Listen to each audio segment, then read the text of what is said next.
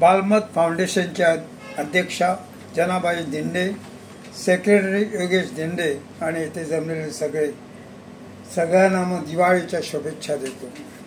आज बालमत हे मुलासाठी लिहिलेल्या मॅगझिनचं मी अनावरण करताना मला फार आनंद होत आहे।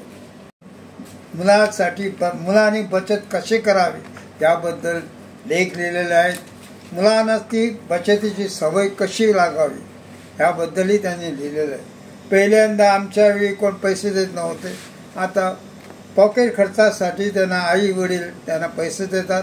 ते पैसे कसे ठेवावे किंवा कशासाठी त्यांचा उपयोग करावा हे या बालमत या मॅगझिनमध्ये लिहिलेलं आहे आणि बचतीची सवय कशी असावी लागावी मुलांना याबद्दल त्याने लिहिलेलं आहे।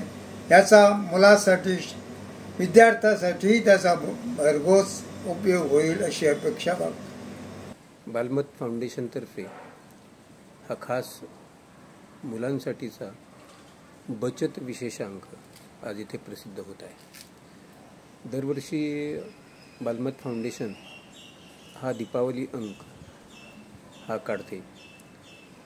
खरं म्हणजे दीपावली अंकाचं अर्थशास्त्र हे खूप कठीण असतं, तरी मोठ्या प्रयासानं हा अशा प्रकारचा अंक दरवर्षीप्रमाणे यावर्षीसुद्धा काढलेला आहे आणि बचतीचे अर्थशास्त्र असा खास विषय मुलांसाठी निवडलेला आहे, ज्याच्यातून बचतीचं महत्त्व हे मुलापर्यंत पोचू शकतं। मी बालमत फाउंडेशनला शुभेच्छा व्यक्त करतो। तसेच यापेक्षाही चांगले उपक्रम बालमत फाउंडेशनने राबवावे अशी अपेक्षा करतो। धन्यवाद।